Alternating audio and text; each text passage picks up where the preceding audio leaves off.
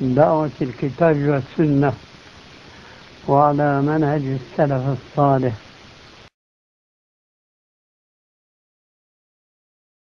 إن الحمد لله نحمده ونستعينه ونستغفره ونعوذ بالله من شرور أنفسنا ومن سيئات أعمالنا. من يهده الله فلا مضل له ومن يضلل فلا هادي له. وأشهد أن لا إله إلا الله وحده لا شريك له وأشهد أن محمدا عبده ورسوله. يا أيها الذين آمنوا اتقوا الله حق تقاته ولا تموتن إلا وأنتم مسلمون. يا أيها الناس اتقوا ربكم الذي خلقكم من نفس واحدة وخلق منها زوجها وبث منهما رجالا كثيرا ونساء. واتقوا الله الذي تساءلون به والأرحام إن الله كان عليكم رقيبا. يا أيها الذين آمنوا اتقوا الله وقولوا قولا سديدا يصلح لكم أعمالكم ويغفر لكم ذنوبكم ومن يطع الله ورسوله فقد فاز فوزا عظيما. أما بعد فإن خير الحديث كتاب الله وأحسن الحدي حدي محمد صلى الله عليه وسلم وشر الأمور محدثاتها وكل محدثة بدعة وكل بدعة ضلالة وكل ضلالة في النار. But we begin from where we stopped earlier today, bi'idhnillahi ta'ala, into describing the cure or the remedy for the illness that we mentioned, which was al-hawru ba'd al-qawru, or decrease after increase. The changing of the condition of a person from iman to kufr, or from taqwa and righteousness to evil doing and misbehaving regarding the orders of Allah, or from guidance to going astray. And as we said, it is upon levels.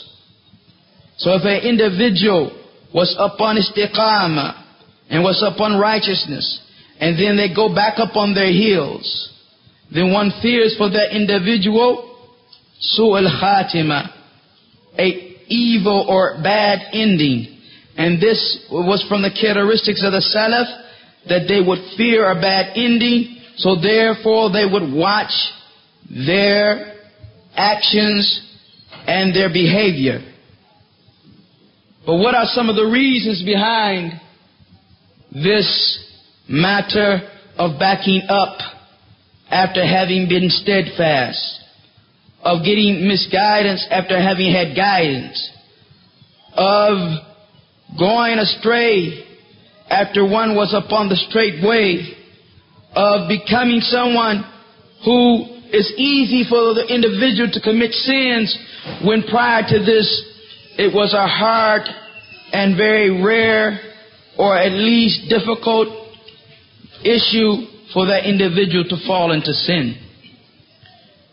Some of the reasons we'll mention, inshallah ta'ala, some reasons. The first reason, da'f al-iman, the weakness of an individual's iman. And this weakness of iman carries with it all types of diseases and all types of other illnesses, from qaswatul qalb, the hardness of the heart, wa sahulatul wuquf fil ma'asi, and the easiness of falling into sin, and laziness when it comes to doing or establishing obediences and worships directed towards Allah, and all obedience and worship is for the purpose of Allah, done for the pleasure of Allah, but a laziness regarding those matters, and the absence of being affected by the Quran or by Salah, and qillah, the small amount of khawf min Allah, fear from Allah. This is some of the signs of what? Weakness of Iman, which is one of the causes for al-hur ba'd al-qur. Wa kathrat al-jidal, a lot of arguing and debate and dissension. This is another reason and another illness. And the absence of feeling that one is responsible in front of Allah for what one does. That one will be asked, questioned in front of Allah for everything that one does. And other forms of this matter. All of this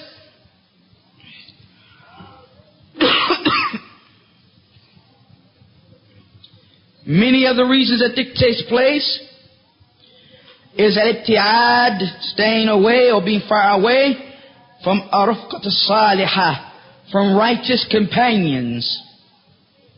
Wa majalis al-ilm, from the sittings of knowledge. Wal-inshighal bid-dunya, and being busy with the dunya, the material world. Wa tawl al-amal, a long or wide and expansive hope.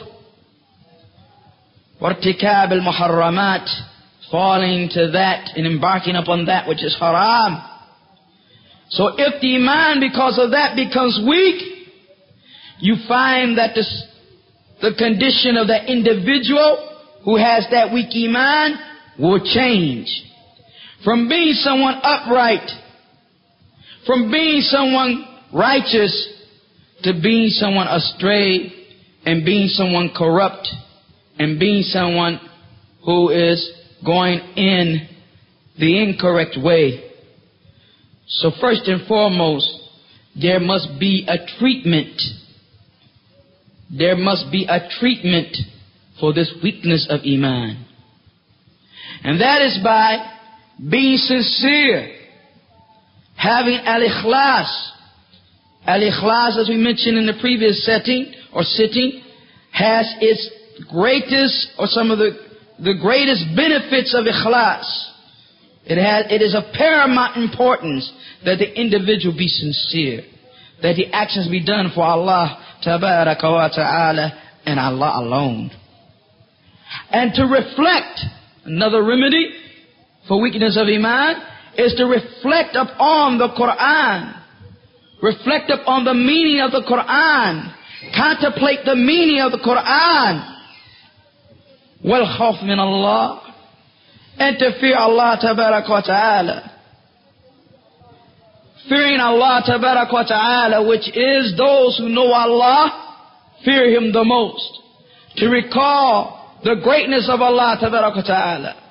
The power of Allah tabaraka wa ta'ala. That Allah tabaraka wa ta'ala, if He wanted to destroy the heavens and the earth and all that is between them, its inhabitants or whatever, all creatures, none could stand in His way. And then when Allah tabaraka wa ta'ala sent destruction to the people of Lut, and other narrations or ayat or verses that deal with the punishment of other nations, there's narrated that it did not take Allah ta'ala to send an army, but rather He sent one of His angels. And knowing the greatness and the majesty of the creation, one can appreciate the greatness of Allah ta'ala, and the fact that one of these angels, He has from his earlobe to his shoulder that which would be, as some have narrated, 700, some have mentioned other numbers, 700 years of flight from this bird to go from the earlobe of this angel to his shoulder. So it did not require when Allah Ta'ala wanted to punish those of the past, and in particular the people of Lut, that He sent an army, but one angel who it is stated lifted the whole valley up on the tip of one of his wings, and to the inhabitants of the heavens could hear the barking of their dogs, turned it around and smashed them and crushed them. This is the might of Allah Ta'ala. And that other nations He sent just some angel to shout, a sayha, a shouting. One shouting left them in their places in a position of prostration from death. That when one reflects upon the greatness of Allah Ta'ala, that Allah Ta'ala, if He willed and if He wanted, can make the air that we breathe unbreathable. Something impossible for us to breathe. Or the water that we drink undrinkable, so that we could not benefit from it. And so on and so forth, thinking about the greatness of Allah Ta'ala and the sheer strength and power of Allah Ta'ala brings about al-khawf, fear of Allah Ta'ala. What tawbah min al-dhunub, another means of getting away from the illness of weakness of iman, is making tawbah, returning back to Allah Ta'ala, repenting to Allah Ta'ala, asking Allah Ta'ala for forgiveness, asking Allah Ta'ala to forgive, tawbah from dhunub wal ma'asi, from sins and ill behavior and disobedience to Allah, wal khawf min su'il khatimah, and a fearing of an evil end, and to think about death. Yes, to think about death and the hereafter. Reflection of death changes one's whole world. Reflection of death takes something that seems difficult and makes it easy. Reflection of death makes one watch one's talk, watch one's hands, watch one's step, watch one's movement and behavior when one reflects upon death. That death will come to each and every one of us.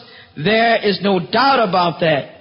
That one day the soul is going to reach the throat, and the blood is going to run cold, and the heart is going to stop breathing, and the light that is in the eyes that gives us the ability to have sight is going to be removed, and that there's nothing that we can do, and that when that time approaches, and when it happens, there's no delaying it. We can't say, wait a minute, give me a time to say something to my family, give me a moment to straighten up my affairs. No, once the process stops, it ends with us, the soul being removed from our body, and the occurrence, therefore, of that is death. Death.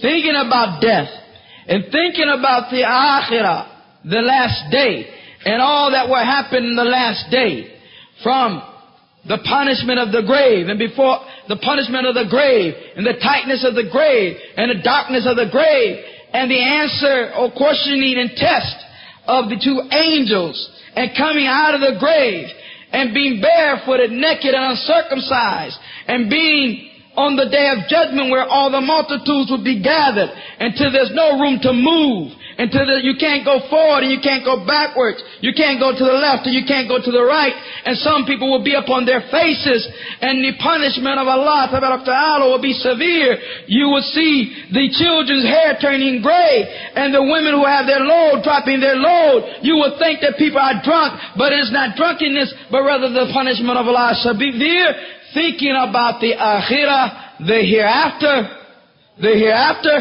is a means of dealing with weakness of faith. Another reason why people fall into unrighteousness after they were righteous. Weak iman after having strong iman. Misguidance after having been guided is al-ibti'ad, being far removed from the atmosphere of iman. The atmosphere of iman. One has to make oneself in al-ajwa, or al-jaw al-imani, the atmosphere. Sometimes they translate jaw as weather, but it means the atmosphere, the environment of iman. One has to make oneself be in an environment of iman. Those who are far away from the environment of iman, from majalis al-ilm, sitting to get knowledge, wal masjid, coming to the masjid, wal Quran, reciting Quran, sitting and reciting Quran, and good companionship or righteous companionship with good example, and al-qudwa, righteous example for individuals that one can see who are striving for the hereafter and striving to be righteous.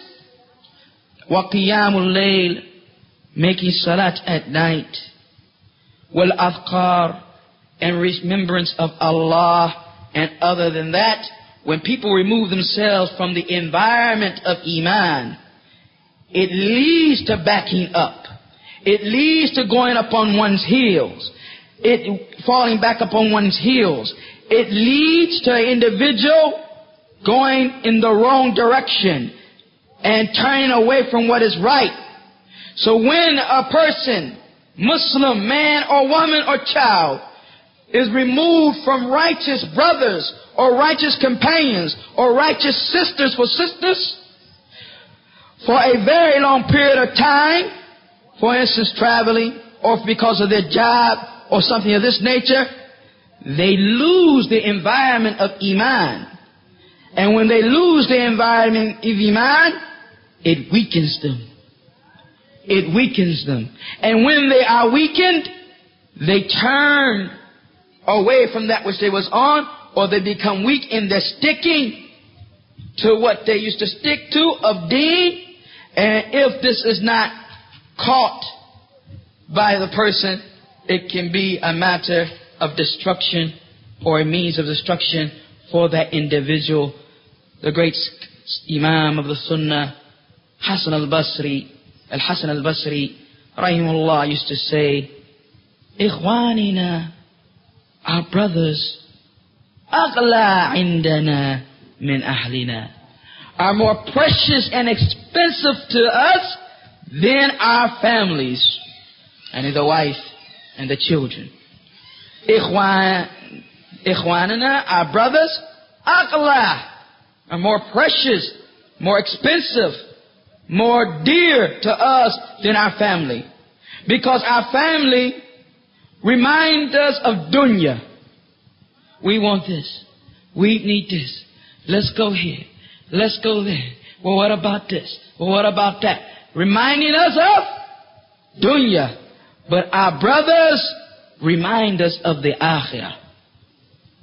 That's when you find brothers who are upon kitab and sunnah and the way to Salaf Salih, who fear Allah Ta'ala and the last day, hope with the meeting of Allah Ta'ala, is involved in obediences. They remind you of what? Al-Akhirah, the last day.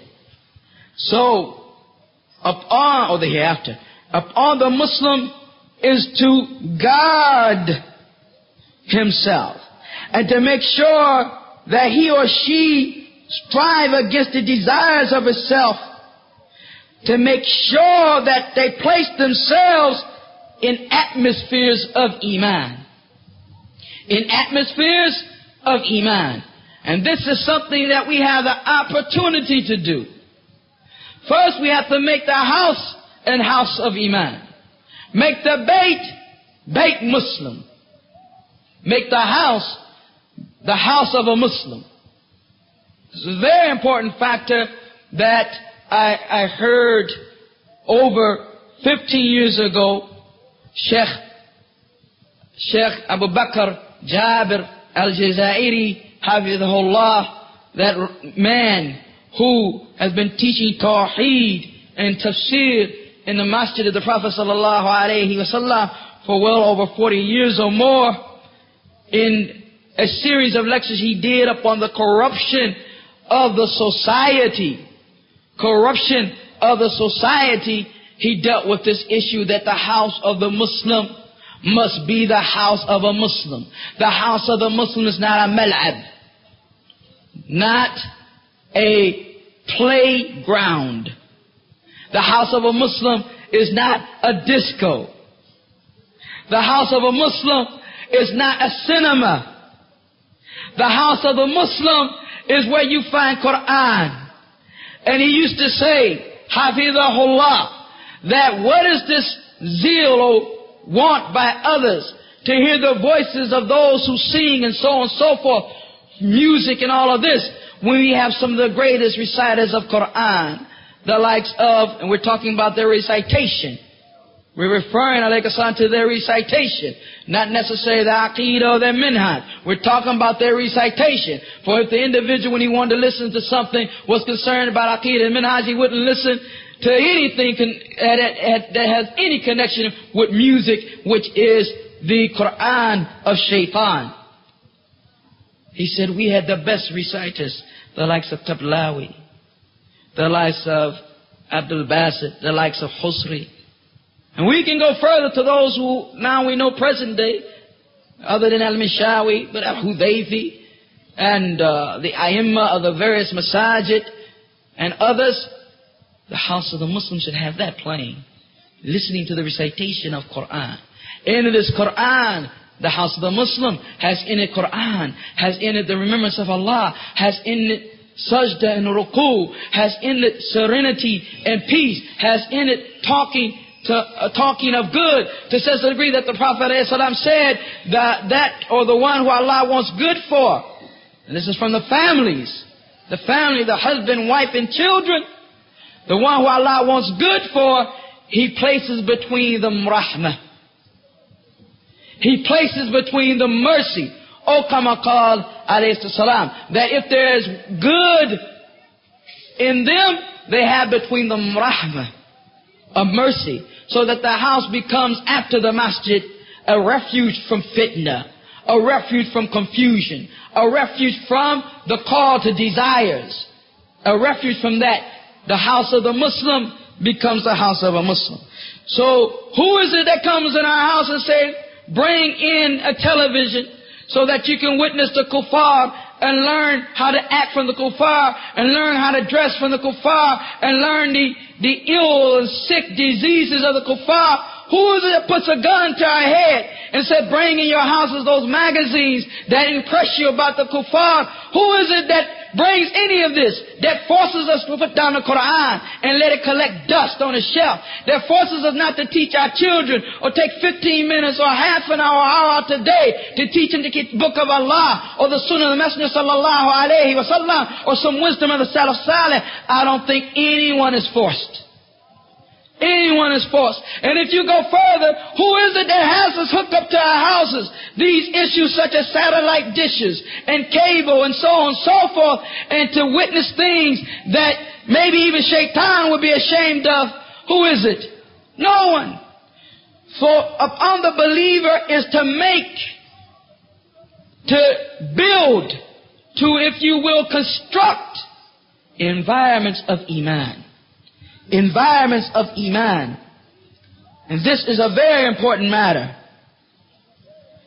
Third cause, as he places it here, for the cause of those who had righteousness then becoming unrighteous, who had a difficulty falling into sins, and sins with an exception, and then therefore after that their sins become a rule and it becomes a habit, and those who had strong Iman and now they have weak Iman, what is referred to as al-khor, ba'd al-khor.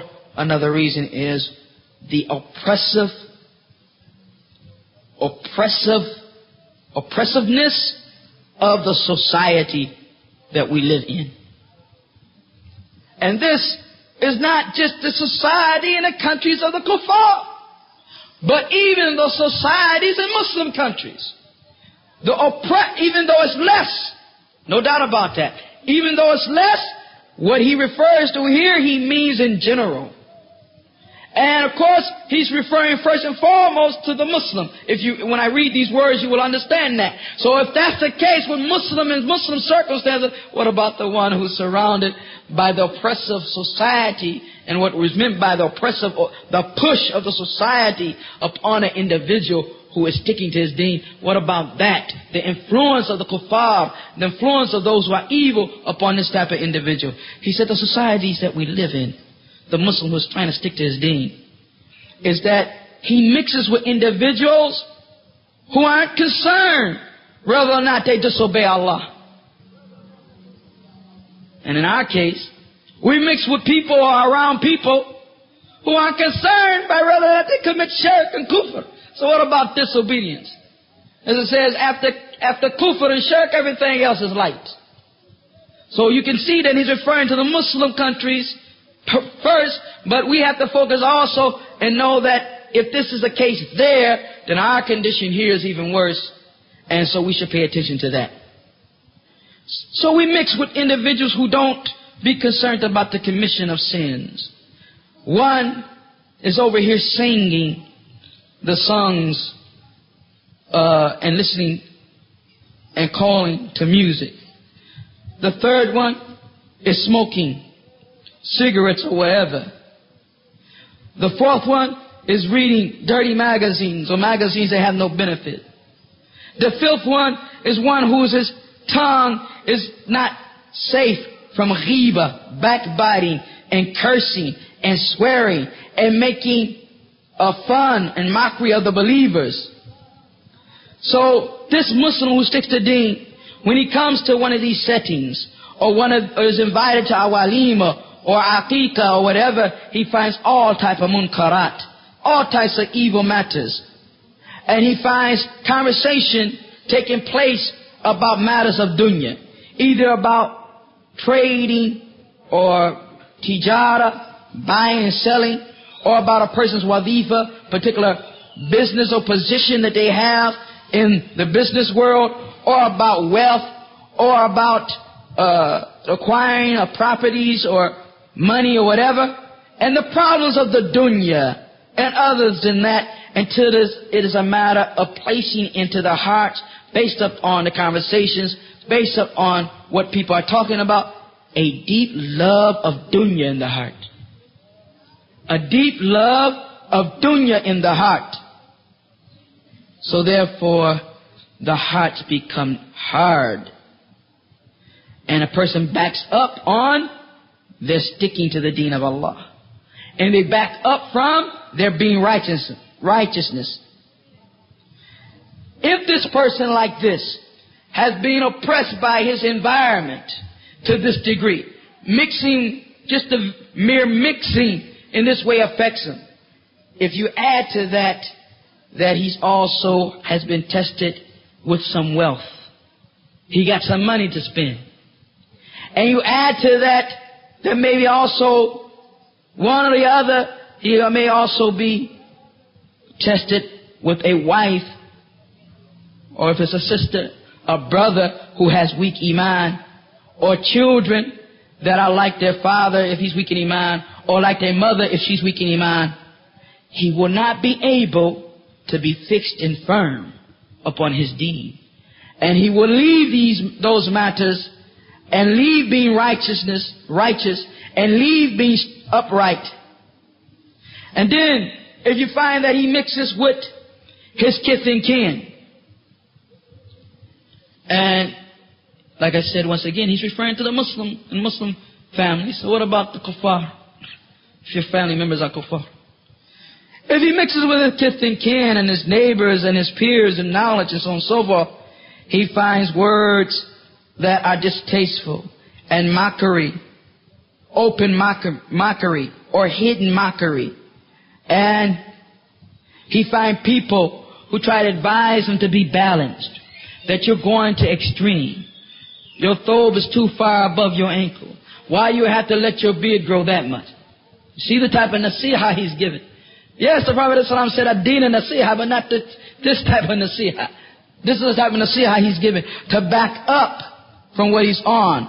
Many of them, he says, or many individuals who are tested like this, back up and fall short. And in the end, it is possible for that person to lose the dunya and the akhirah, to lose this world and the hereafter. So this is a cause also. And that's why the first issue of being around people who are salih, who are righteous, and environments that are righteous is of the utmost importance.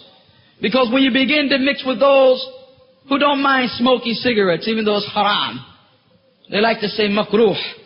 It's all you hear all the time. As one mentioned that student of knowledge mentioned that he told one of these individuals he was smoking. And he was looking at him, and he said, don't smoke.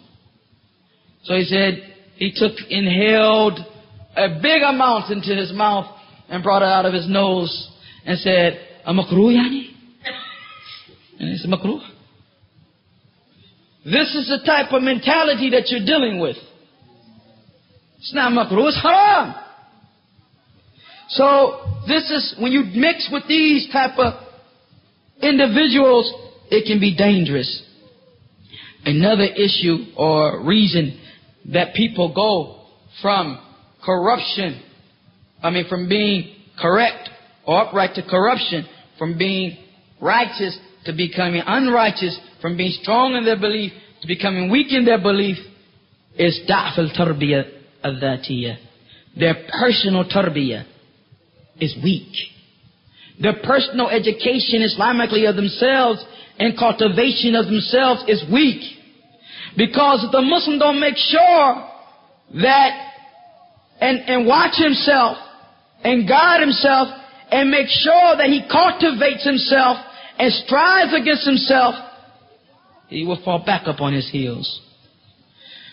There must be times throughout the hours of the day where it's just him and Allah tabaraka wa ta'ala. Must be times where he takes the time out to be by himself, focused on Allah tabaraka wa ta'ala, making dua, making ibadah, making tasbih with tahmeed with tahleel, reflecting on the names and qualities of Allah and calling upon Allah.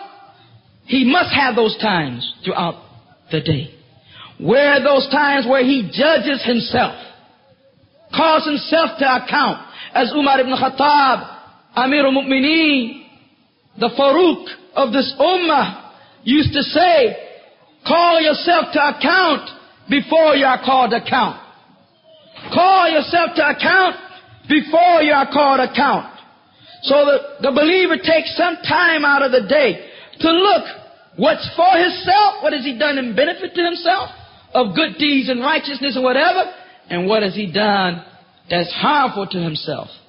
That's harmful to himself. And therefore make istighfar, ask Allah for forgiveness, and make tawbah, repent to Allah ta'ala. And he must also have some time throughout the day. And this is something that one of the students of knowledge, Sheikh Abu Abdurrahman Hisham Arif Hafidhullah, who teaches Tawheed and Sunnah and the Minhaj Salaf Salih in the Masjid Bayt al-Maqdis, Masjid al-Aqsa, was saying, he asked the brothers at the last convention, Quran and Sunnah Society, he said, how many hours do you read a day? Some book of knowledge. And he said, you must also, in your reading, also take notes.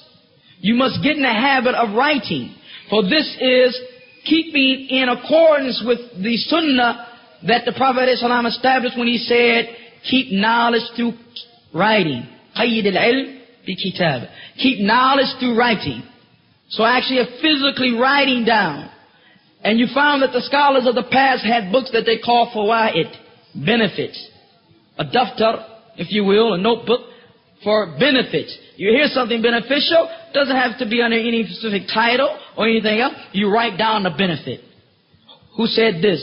Who did this? What was this statement? What was that you just said? Umar ibn Khattab said what? Kada wa kada wa kada. You write it down. So there must be that type of hirs al-ilm. And even if it's for a small period of time, a half an hour out the day, out of the day, a half an hour, if it's done continuously, you will see benefit.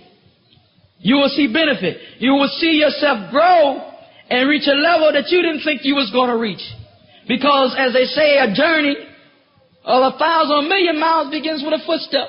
And little tiny bitty footsteps, you look up and you say, how did I get way down here? Or how did I get way up here? And this is the case with knowledge. So there must be time where an individual uses لِتَحْصِيلِ الْعِلْمِ الشَّرْعِي to achieve Islamic knowledge. And to teach it, and to review it, and to present before himself issues that he may not have learned or knew before. To learn something new. To learn something new. It is incorrect to be upon the same level of deen and knowledge that one was 5, 6, 7, 8, 11, 12 years ago. That you find that the brother has not made one move, or the sister has not made one move, not learned one ayah more of Quran, not learned one more hadith, not learned one more story of the Sahaba, still can't tell you about the Shira, the life of the Prophet ﷺ, from his birth to his death, ﷺ. Can't tell you that. Don't know the battles that the Prophet ﷺ took place. Don't know who his wife and children, sons and daughters were. Don't know his uncles and his aunts and his wet nurses. What is this? Yet this is Muhammad ibn Abdullaah that we say we follow and we don't know. As a matter of fact, it gets worse than that. Many individuals may know more about an athletic individual who is into athletics, football and basketball, or an individual even worse than that, who's an entertainer, a singer or actress or actor, know their life from A to Z, know where they were born, where they went to school, what were their achievements up on a football field or a basketball court, but doesn't know nothing about Muhammad ibn Abdullah alayhi salam. If you said what was his kunya, they wouldn't know. I was surprised. I was amazed. And we live in a time of amazement. I was amazed. And we live in a time of amazement when once in a masjid I gave a khutbah called Be Like Mustafa. Sallallahu alayhi wa sallam. Be like Mustafa. Walk like Mustafa. Talk like Mustafa. Dress like Mustafa. Act like Mustafa. After the khutbah, after salat, there were a young group of children saying, who is Mustafa? Who is Mustafa? And where is Mustafa? Not knowing that Mustafa is one of the names of the Prophet ﷺ, and that's who I was referring to. But if you ask them about Jordan, or if you ask them worse than that about Pokemon, or if you ask them worse than that about any of the filth that has come out of the minds of the kuffar that they have constructed and placed, they know about. Where's the tarbiyah? We always say it's not enough tarbiyah. There's no tarbiyah at all. In the majority of cases. Let's not fool ourselves. There's no tarbiyah at all in the majority of cases. If your child wants to be more like that mushrik, like that kafir, dress like him, talk like him, walk like him, be like him, and doesn't know anything about those who you say are the best generation, and you make intisab or connect yourself to the side of Salih, there's no tarbiyah whatsoever. You can't claim there's any tarbiyah. He should want his throw to the calf, because Ibn Umar wore it that way. Throw to the calf, to the shin of the leg, because Abdullaah Mas'ud was like that. He should want to die on a battlefield and be killed with over 1,000,000 arrows. Why? Because Sa'd ibn Abi Waqqas was like that. Because Abu Ubaidah ibn Jarrah was like that. Because those that are Salaf were like that. He should want to leave home and seek knowledge, because Imam Shafi was like that. Imam Ahmad was like that. If this is not happening, if there's not a connection, an emotional tie, a love of the Salaf, and want to follow the Salaf, there is no tarbiyah. There is no tarbiyah. There's not a matter of, we need more tarbiyah. No, it's a matter of we need to establish some tarbiyah. when it becomes a situation where in the hearts there is a love for the Prophet sallallahu alaihi wasallam and his companions, and you know when someone loves someone, for when someone loves someone, they want to follow him. Especially among the youth. They like someone, they want to dress like him. Look at the fitna that took place when that khabith and that dal and that kafir, may Allah guide into Islam, that feminine individual called Michael Jackson, his effect in the 80s upon those who are living in Saudi. I've seen it myself. Can you imagine someone in the city of Muhammad sallallahu alaihi wasallam, Medina? Can you imagine someone who's living in the Haramain want to move his hands and wear his hair and have a jacket on like Michael Jackson? This is the absence of tarbiyah. And we don't have to go that far. We can come to our own neighborhoods. We can look in our own masjid, to the right and to the left, and look to how individuals act. And we can see whether or not there's any importance placed on following the way of the Salaf Saleh in reality. In reality, not just in talk. In reality, not just in talk. So it is important that there be, yes, this matter of obtaining knowledge, and of reflection, and of learning new matters, and of review. And there should be times where we, to use a tablighi, bid'i term, sacrifice for da'wah. But the true da'wah, not the innovative da'wah, the true da'wah, the da'wah to kitab wa sunnah, the da'wah to tawheed. There must be times where we have an individual effort of trying to give somebody da'wah, the good that Allah Ta'ala has given us, knowing the hadith of the Prophet sallallahu alaihi wasallam, when he said that if you, for Allah guides upon your hands one individual, is better for you than the red camels, which was the most expensive property amongst the Arabs. There should be da'wah. And there should be times for the remembrance of Allah. Yes, time for the remembrance of Allah, like recitation of Quran. All of these for what? So one can guard oneself and preserve oneself and make sure one is sticking to the deen of Allah tabaraka wa ta'ala. Another reason of al-khur ba'd al-khur, misguidance after having guidance, decrease after having increase, unrighteousness after having been righteous, belittling the sins. Think, oh, that's light. Allah forget that one. Istihana to the noble. It's light. I don't know. Well, is it from the kaba'ir, major sins, or is it from the sagha'ir, minor sins? The Salaf used to say, don't look at whether the sin is major or minor, but look at the greatness of the one you're disobeying. Don't look at whether the sin is major or minor. When they split that into that major and minor, it wasn't for the purpose for an individual to take it lightly.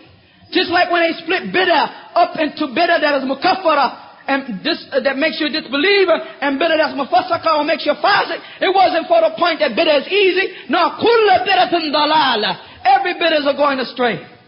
Similarly, all haram actions must be avoided. As a matter of fact, it is understood that many fires are lit by the smallest pieces of wood.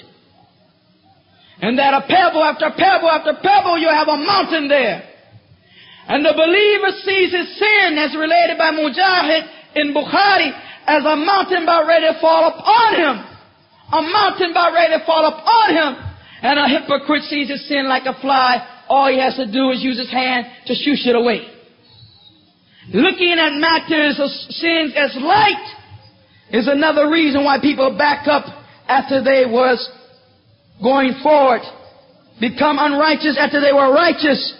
Abdullaah ibn Mubarak, that great imam from the A'immah of the Salaf, used to say in a piece of poetry, the meaning which is, I saw that sins kill the heart. And the person who commits sin inherits humiliation if he continues upon those sins. And that leaving sins gives life to the heart. And the best thing you can do for yourself is to disobey it.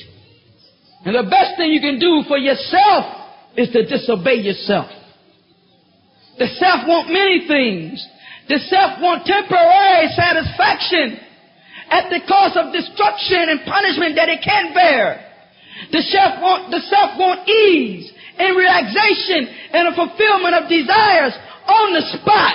ASP, as they say. Is ASP? I think I missed the letter. ASAP, as they say. Want it now, instantly. Alright? This is how the self is.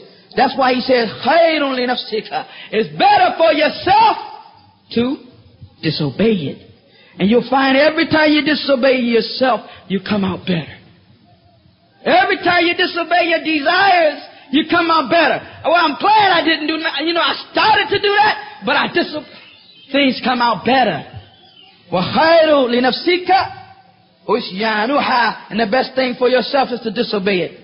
So the sins and belittling them and al-israru, continuing upon the sin, it is of the most important reasons or causes why a person goes back. Look into it clearly. Look with some clarity. Be meticulous in your analysis of it, and you find that many of the individuals that have backed up, they don't have no problem sinning. It's a light thing. Well, when I'm just listening to some music, is that from the Kabira? Is that a major sin? I thought that was a different opinion among scholars and all this foolishness. It is a matter that is disobedience to Allah Ta'ala, and major or minor, one should avoid it. Out of respect for Allah. Out of respect for Allah, like in Surah Al-Nuh. Will you not have respect for Allah? So this is an important matter. Some of us respect the creation and can see and understand now. I won't step on this line. I respect it. I won't do this. I respect him. Well, this is Allah Ta'ala's sanctuary. Those things that He has forbidden. So where is the respect from not falling into that? Ibn Qayyim, Shaykh al-Islam, raheemahuallaah rahmatun wasi'ah, said, from the punishment of the sin is that it weakens one's strength or the heart in its connection and its journey to Allah. We explained before that we are in this world journeying to Allah. This is a journey. And it is as the Prophet Islam described, Mali wa dunya. What is me in the dunya? Except like a traveler who slept under a tree, took some relaxation, got up and moved on. It's a journey to Allah. And it's a journey back to our country. And our country is the Jannah. Because our father, Adam alayhi salam, came from there. And no matter how many generations or how many people go somewhere else, you come from the country of your father. So you return to that. But as Ibn Qayyim says, we have been oppressed and imprisoned by our enemy, taken prisoners of war by Iblis. Now if we break from that and break from disobedience to Allah and come to obedience to Allah in our journey to Allah Ta'ala and having ikhlas and having khawf and having taqwa and having hope and having trust and having submission and so on and so forth of the levels of the journey, then we eventually will get back to our country. No doubt about that. For Allah Ta'ala has explained the sirat, the path. We got the map. We got the directions. We know the Zad. Zad al-Mi'ad, when Ibn Qayyim made that, provision for the after. We got the provisions. It is just a matter of staying upon the path and continually our journey. The sins are blocks and obstacles, and they cause weakness in this journey. Weakness in the journey of the heart to the hereafter. And obstacles, and they may even cut one off from the path.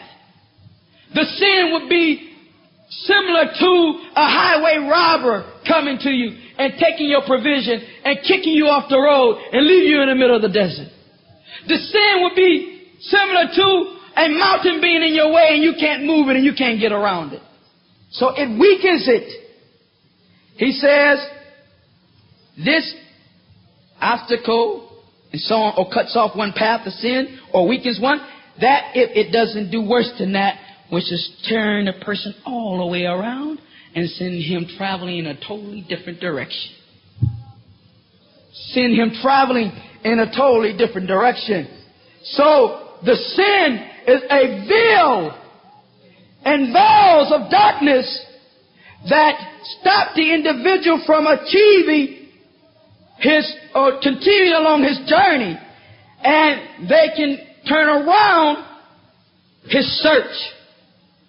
The heart travels to Allah Ta'ala upon this journey with the strength that Allah blesses it with. So if the heart becomes sick from sins, and if it becomes weak, this strength is gone. And therefore, what is the situation with its ability to continue the journey? Its ability to continue the journey. Very weak. So this is Ibn Qayyim's point. And even though it's said in a very articulate way, you can see that that's the case. You can see that that's the case. وَالِاسْتِعَانَ بِالذُّنُوبِ, and belittling sins have results, disastrous, dangerous results upon the individual who belittles or look down or thinks sins are light. The first, or one of the results rather, is that it makes a person increase in sin. It is like a car that says, well, this is light. Let me get some more. Let me do some more. Let me fall into some more. Let me acquire some more. And it is that which takes a person far away from the path of Tawbah. Tawbah was something close when the sin was first committed, or when it was a matter of understanding the greatness of sin and how harmful it is. But when it's made light of, Tawbah is something far away from the mind of the individual. And it caused an individual to have absence of avoiding the people of sin. Begin to say, because the individual is involved in sin, the person is involved in sin, has no problem with another individual who's involved in sin. I'm involved in sin, he's involved in sin. So therefore, they start to hang out with other sinners, the bad crowd, the bad guys, the bad people, the type of fellas you don't want to be around. Talk to them, sit with them, mix with them. Sins can also cause an individual many times, of course, based upon this, to stay away from the people who are righteous. I don't want to be around the brothers who are righteous. I don't want to see right now the brothers who have taqwa. This alone is one of the biggest or greatest means of a person going astray after at once before they were on the straight path. Another issue of the issues or reasons of al-khur ba'd al-khur, unrighteousness after being righteous, being corrupt after having been one who was upright, is al-ghurur, being delusioned or having self-delusion. Self-delusion. Wal-i'jab, astonishment or amazement with oneself. This is you find among many of those who believe that they're sticking to Kitab or Sunnah, who believe that they're righteous. They have this ghurur and they have this i'jab. And everyone can understand the difference between an illusion and a delusion. An illusion is when you see something you know it's not real. A delusion is that you believe something be real when it's not. So they believe that they have this righteousness, this greatness. Sometimes they call this holier than thou attitude. And this ujub, this astonishment with oneself. He said you find this a lot. He said no doubt that attending the sittings of knowledge and being around righteous people show that a person has some good within them.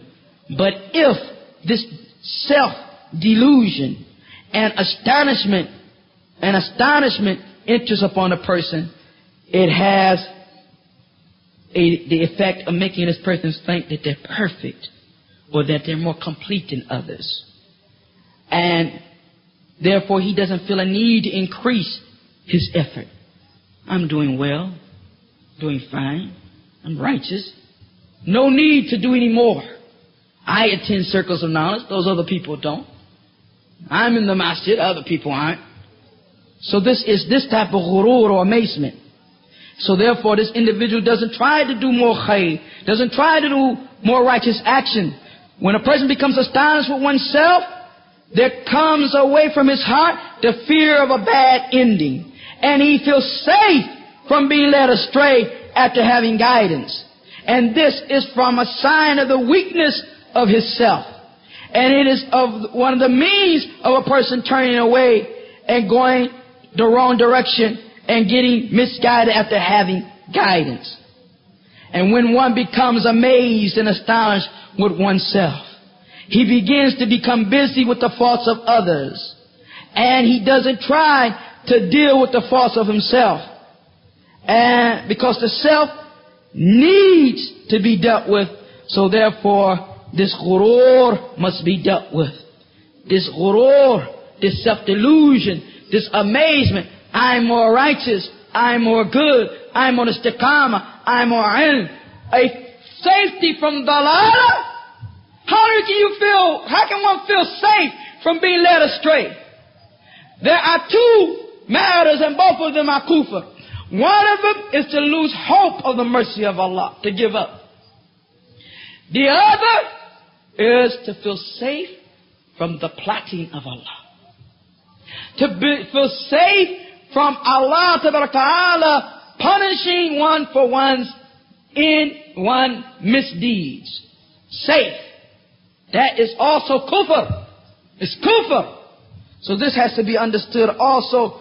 This has to be dealt with. How do you deal with many righteous matters or morals that one wants to obtain? It is by doing the opposite of it.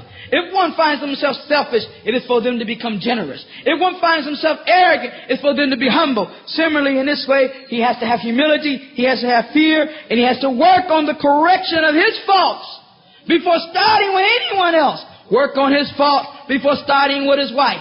Work up on his fault before starting with his children. Work up on his fault before starting with this brother and that brother and this community and that community. Islah.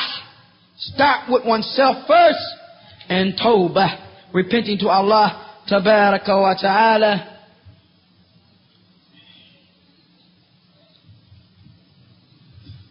Allahu Akbar. Al-Muhim. I'll try to wrap it up. Another reason why people go astray after having been upon guidance, whether it be going from sunnah to bid'ah, or rather going from righteousness to sins, is their companions.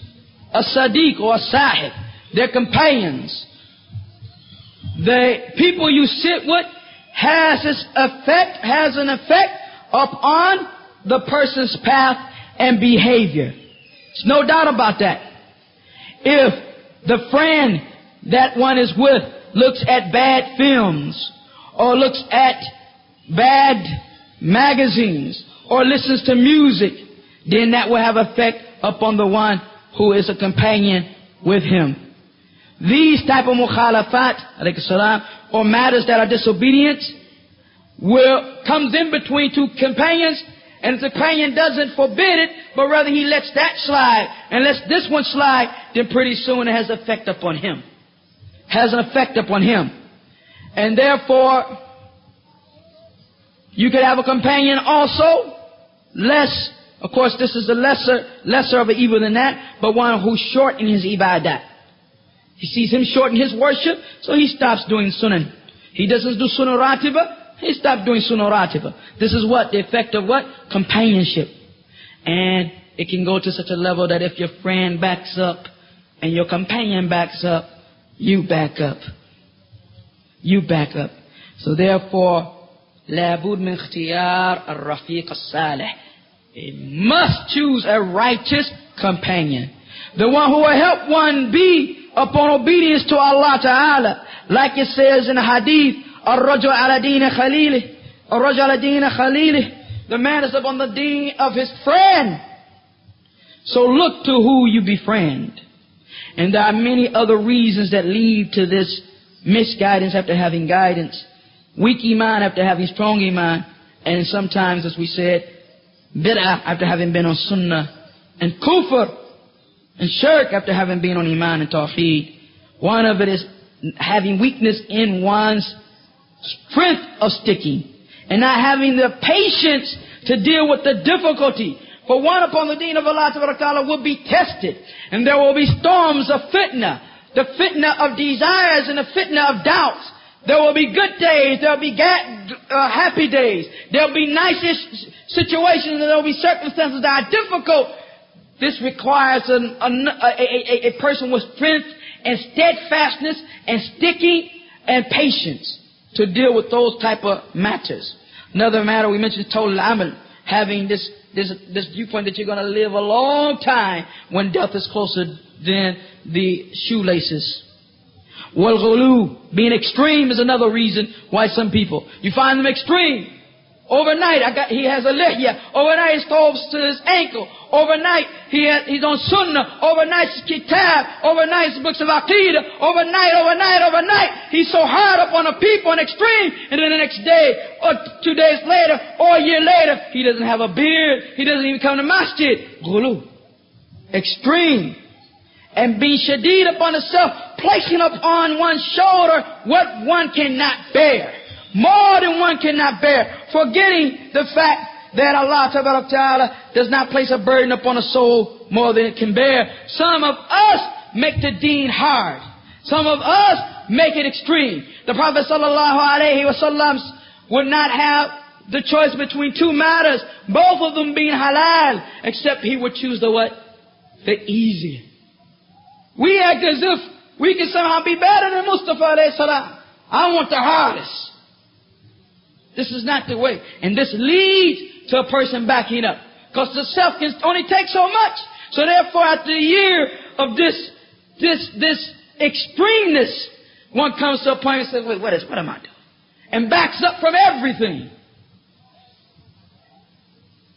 Also, amradul qulub, the illnesses of the heart.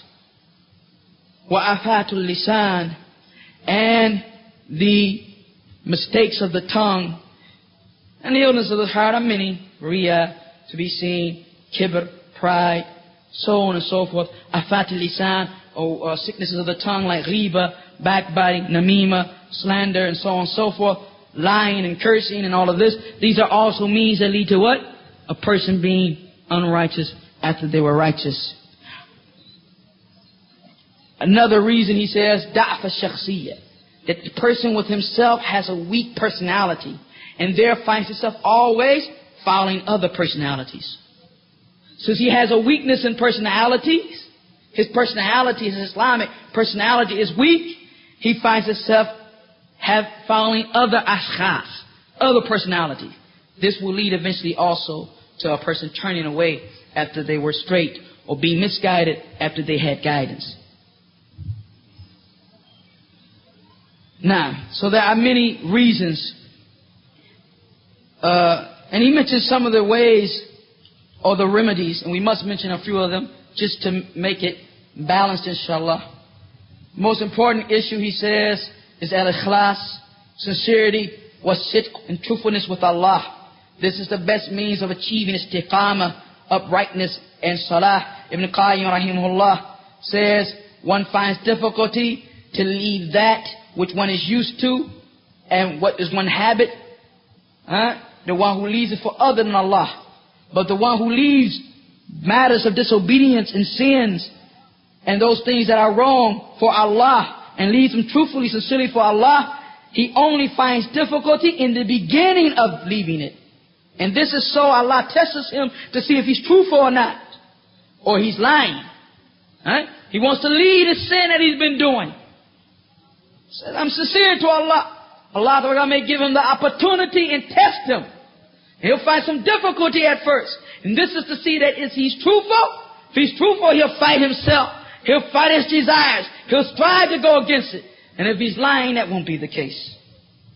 He said he will find difficulty. But the one who's patient upon this difficulty, qaleel and a little, Allah Ta'ala will place in place of that desire for that sin a sweetness and a love and a deliciousness for that which is right, that which is good.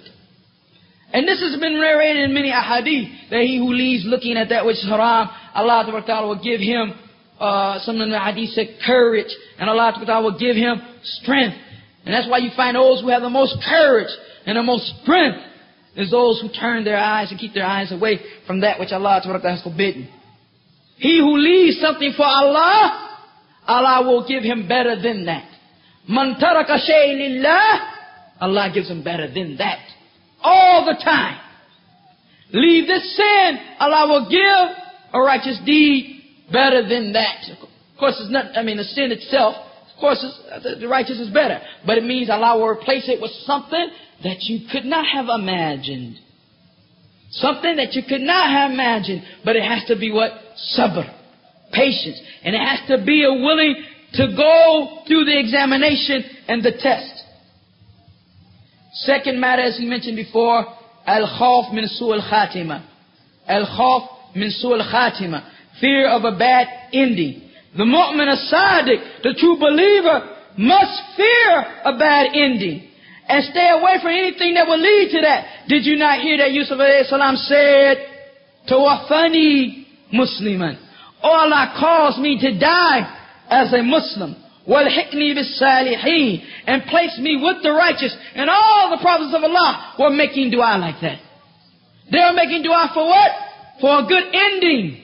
That they die upon Islam. And Sufyan al-Thawri, that great Imam, that great Sheikh of Islam, Sufyan al-Thawri, rahimahullah, cried one night. Cried one night all the way to morning. You think I'm crying in something? Cry here 15 minutes, there a half hour. Cried all the way from night to morning. When he was asked, why are you crying? Or why did you cry? He said, I cried from having an evil end. From the fear of having an evil end. Huh? This is why he cried.